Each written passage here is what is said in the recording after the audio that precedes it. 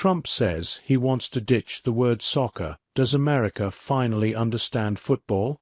The world's most popular sport continues to be plagued by a linguistic divide, a debate recently reignited by U.S. President Donald Trump.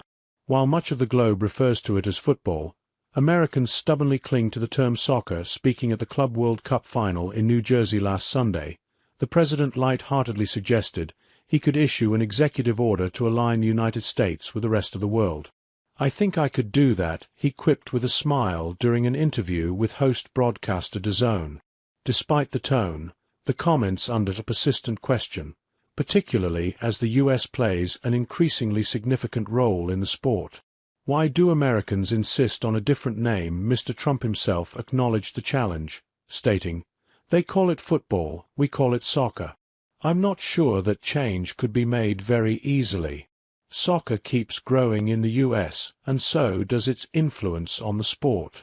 It is co-hosting the Men's World Cup with Canada and Mexico next year, the third year in a row that it stages a major tournament after the 2024 Copa America and this summer's Club World Cup.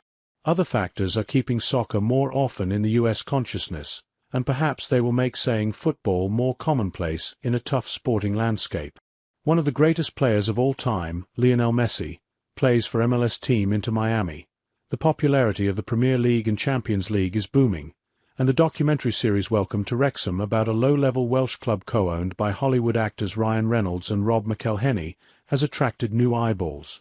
Despite soccer being widely associated with the US, it is commonly accepted that the word was actually coined in Britain, perhaps as far back as the 1880s.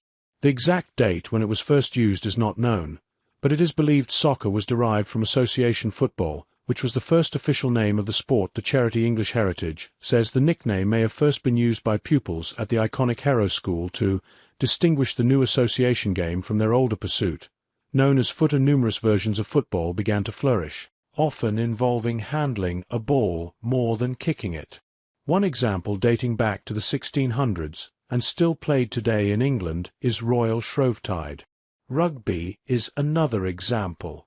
The English Football Association was created in 1863 and drew up codified rules for associated football to set it apart from other versions being played elsewhere in Britain, and, from there, soccer as we know it was born.